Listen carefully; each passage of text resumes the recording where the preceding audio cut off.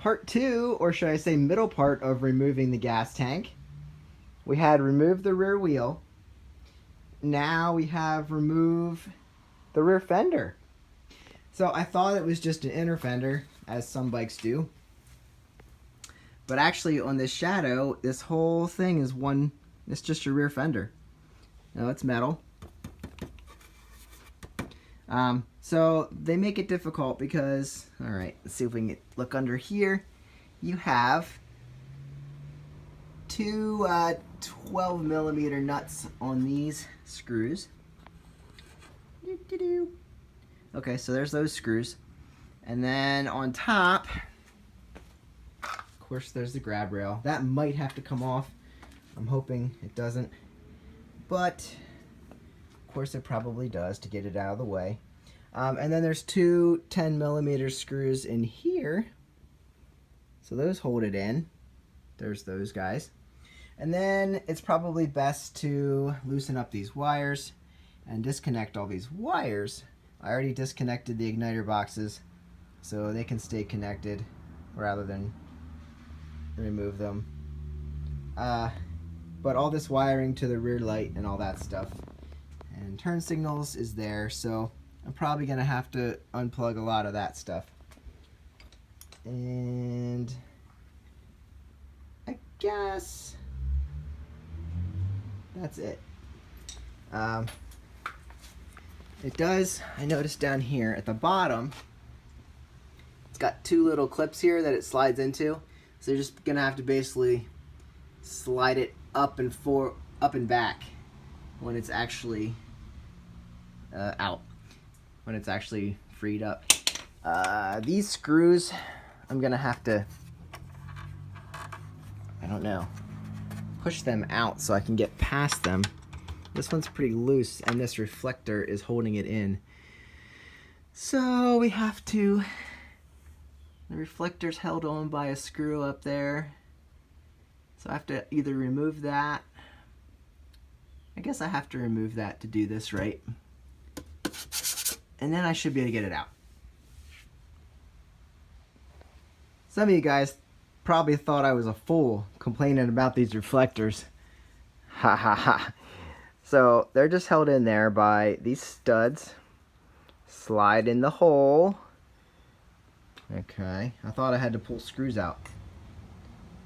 But no, they're held in by these little clips. These clips slide right over the head bolt, the bolt head. And then you pull them down and it pops right off. Let me show you.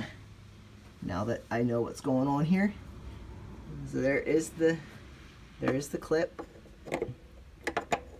See if I can do this without. Okay, see that?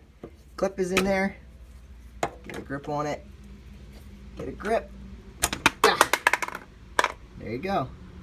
I knocked my flashlight down, but there's the clip. Easy enough. Have them off in a couple seconds. Here's another clip. There we go. Well, now that we have the reflectors off, good access to this bolt here. Got a 6 on here. I'm guessing 6 millimeter. And we're gonna crank that right out. And I believe once this is free, making some loud noises there.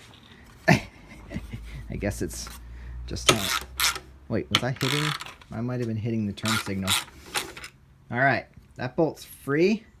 Don't know where to put that. Try not to lose it. Yep, that is free. So we're gonna go to the other side. Loose up this guy. Oh, he's already loose. So all you probably need to do is push that through. Okay. Fender, free. Now, as I told you, okay, that fell right out.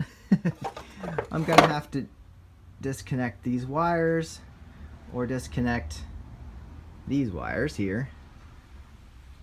Just these couple.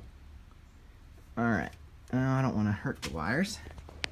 Lay you down here for a second. Here, stare at the bike. Whoa! Pop these out of there. connectors. Whoa! Okay, well, everything just came at once. There we go. So there we go. Rear fender is free.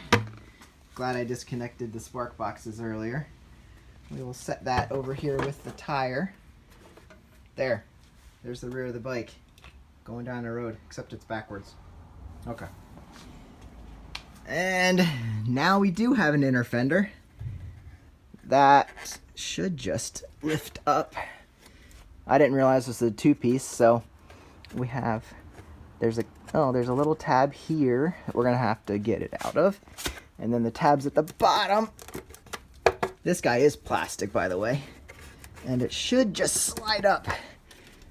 There we go. Pop that free and then lift that up. So there's our plastic inner fender. So that just slips over that. And then we have our secondary auxiliary tank. And I don't know anything about getting this out other than we want to disconnect the lower fuel hose right here. And I don't think I have fuel in there. Hopefully not.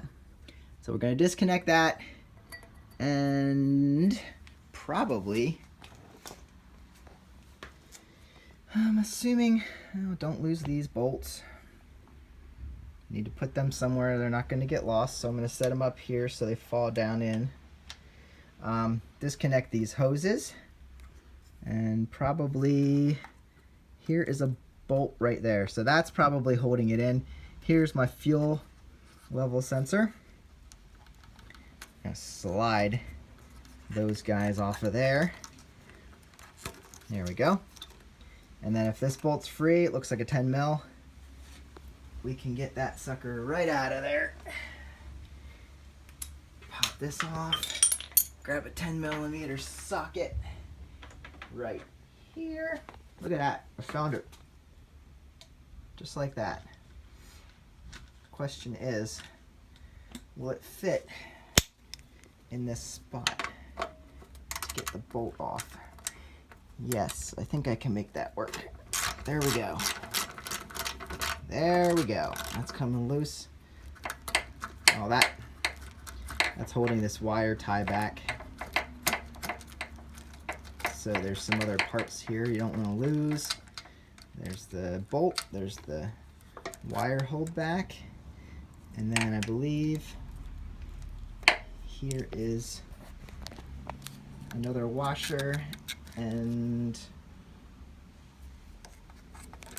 okay, probably bolts into that. Yeah, it does. You can see in there, that bolts into the tank. So removing these fuel lines, this is a fuel line here, vent line here. I'll take those off, and then I gotta take the one off the bottom, and we should be good to go. This can stay here, and actually this can stay here as long as it doesn't get in the way. Guys, I just pried my gas tank out. This is the secondary tank. It sits down in the center here. This gas runs out of this tank into here and then runs into the fuel pump down below. I'm going to recommend remove this before you pull it out, because I just pried it down and I caught the frame with those two. I'm going to have to straighten that out. Should be fine, but I don't want to bend them. Oh, secondly, look how small this thing is. This can't hold more than a gallon. I'm going to assume, I'll have to look up the specs. I'll put them on the screen. But yeah, your main gas flows in here, which, look at that. It's kind of gross, kind of cruddy. I'm glad I'm cleaning it out. There's your vent hose. This stuff smells terrible. And then it mounts there. This is probably my, like I said before, my low fuel light sensor. And then it flows through this teeny tiny little tank. I'm gonna guess 1.2 gallons. And then flows out through the bottom nozzle right there into the fuel pump. So got it off. I will clean it up. You can watch one of my other videos for cleaning up tanks, because you don't need to see that. I'm going to do the same thing I did with this one. Except for this time I'm going to use muriatic acid. Set it in there. Do it fast. Okay. Alright, I'm going to pull this out. I'll show you what's in there.